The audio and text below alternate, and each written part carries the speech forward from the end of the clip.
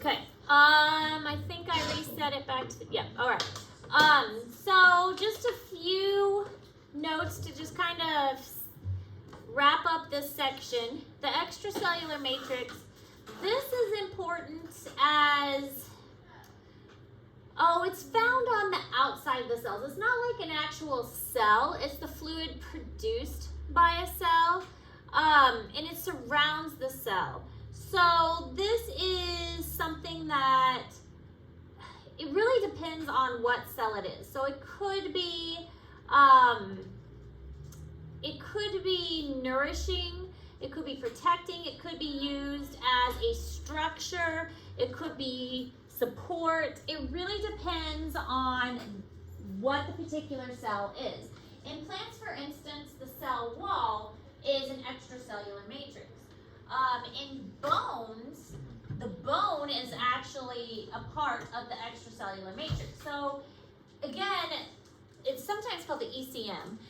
The ECM really depends on whatever is being, whatever cell is secreting it. So it varies from cell to cell. But the cell wall is part of that extracellular matrix. It's a secretion of some kind, and it usually has a specific purpose.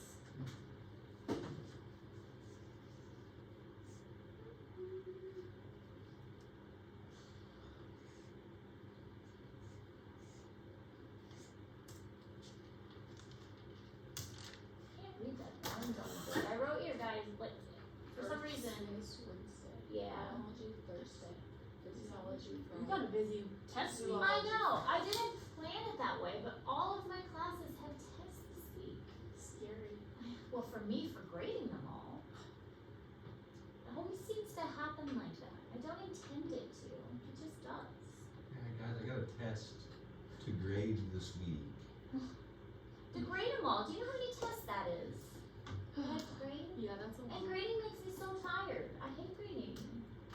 And I have to grade them all. It's also my finals week for my classes. You know, us. I got fresh What? Us grading. That's a horrible idea. And then new eyelash. Because mine was so No. I'll get it done. I always manage to get it done. I don't wanna. Those are also Grading's boring and it makes me sleepy. I'm so I used to. So helpful. Makes them so not in like a single. So the basement membrane is part of the extracellular matrix, and the basement membrane, the way I think of it, you know when you used to do Legos, or if you still do Legos, that big green square that you get that you use as like the grass or whatever, the base to build up the other things.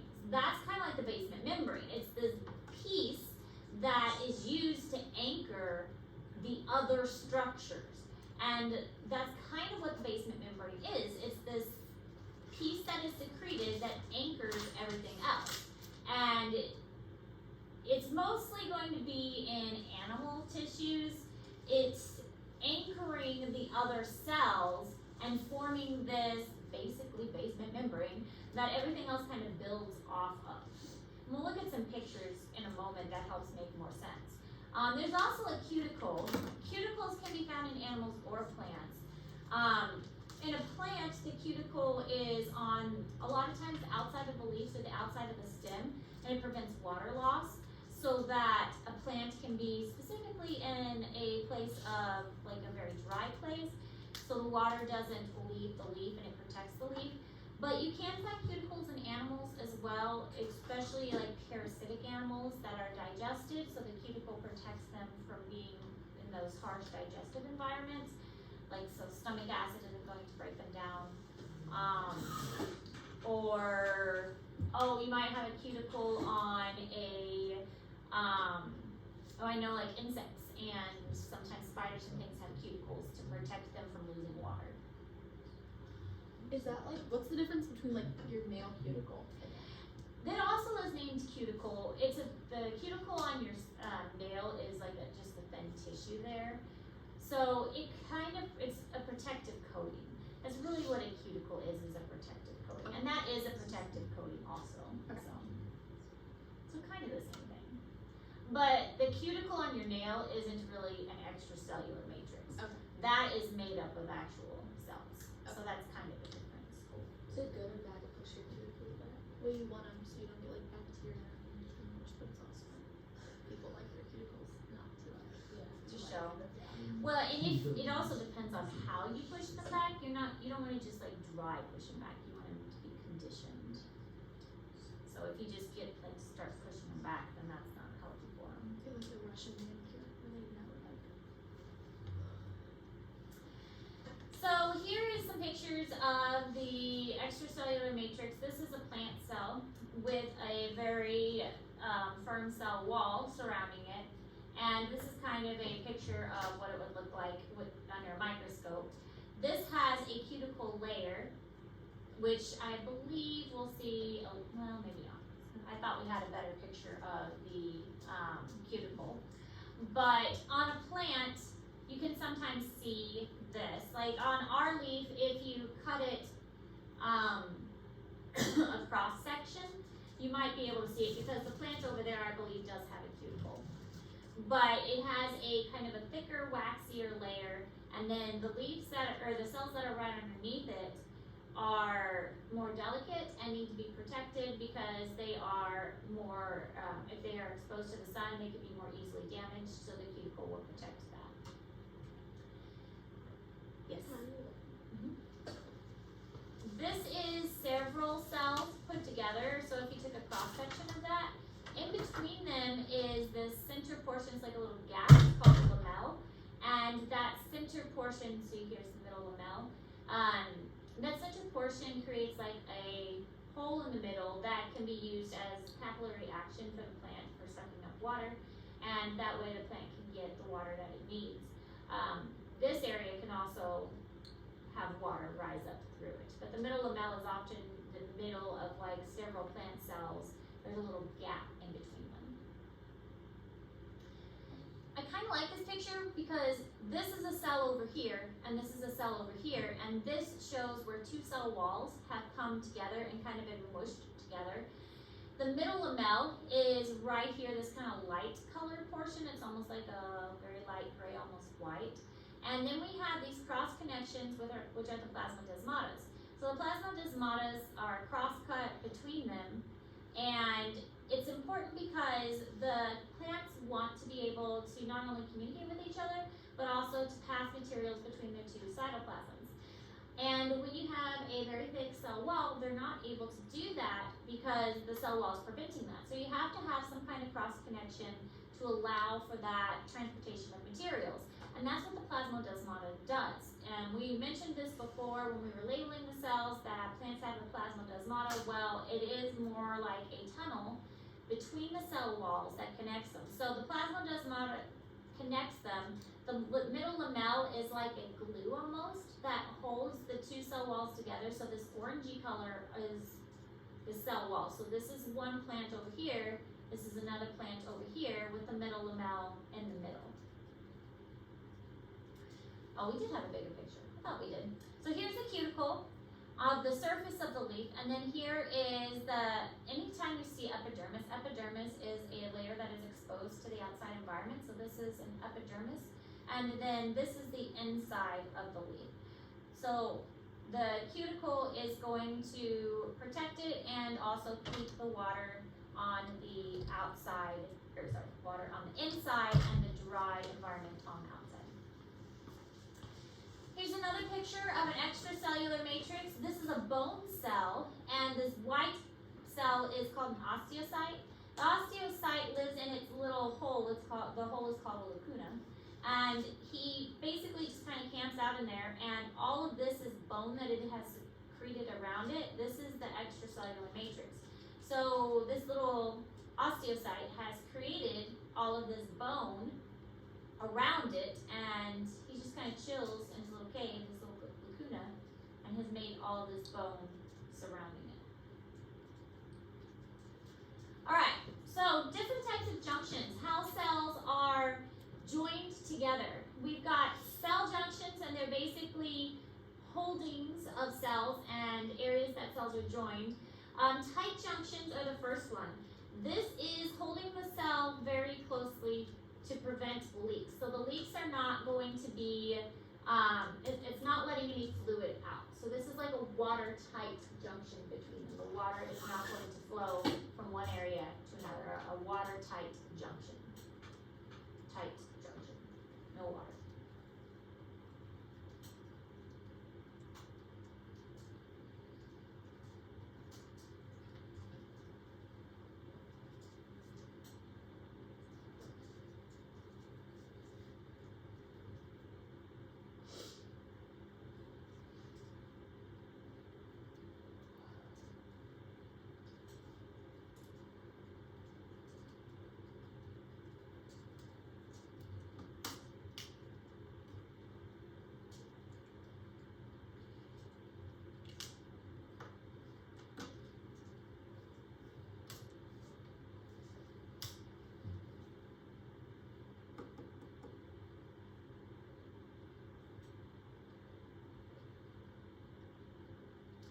Then we have adhering junctions. This is a little bit different. It is fastening, like attaching them, but it's not necessarily, I mean, it can attach them to another cell, but it's not quite as leak proof.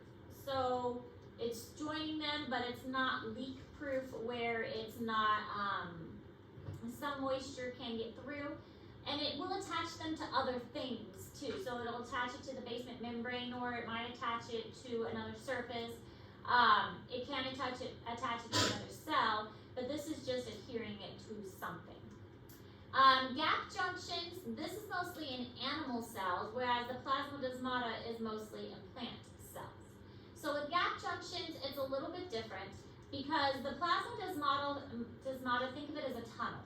All right, this is a straight up tunnel that's going to lead between one plant and another, whereas gap junction, it's more of like lots of tiny holes. It does the same purpose of joining the cytoplasm, so things can pass messages back and forth, and nutrients and waste products can travel back and forth. But now with an animal cell and a gap junction, it's multiple tiny holes that are passing back and forth. Whereas the plasmodesmata, it's like one big tunnel.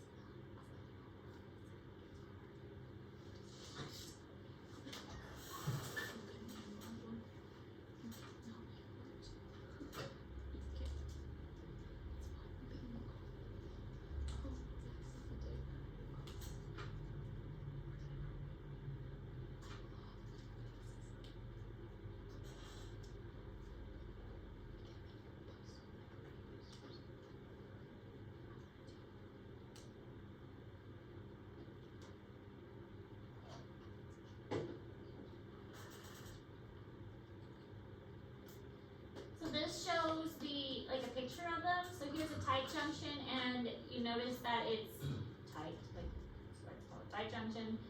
Gap junction has lots of little holes. Here's our basement membrane. Here's our epithelial surface. And adhering junctions, with the adhering junctions, a lot of times it has little extensions that go into the cell more that are kind of like projected in there more. And so this video kind of describes it a little bit better. 3 types of cell junctions are common in animal cells: adhering junctions, tight junctions, and gap junctions. Adhering junctions hold cells together in tissues of the skin, heart, and other organs that are subject to stretching. Tight junctions link cells that line body surfaces. They keep water-soluble substances from leaking between the cells. Gap junctions link the cytoplasm of neighboring cells. They are open channels for the rapid flow of signals. Cells that act in a coordinated fashion, such as those in the heart, are rich in gap junctions.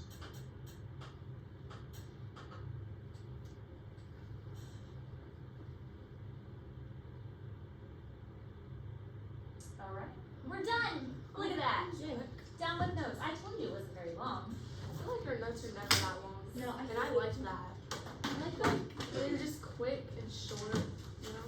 But like. And you guys usually finish notes faster too. Okay, so you have the rest of the hour to work on your 3 different assignments and finish those up. And then tomorrow is a review study day, and then Thursday is your test. And if you guys have any questions, let me know.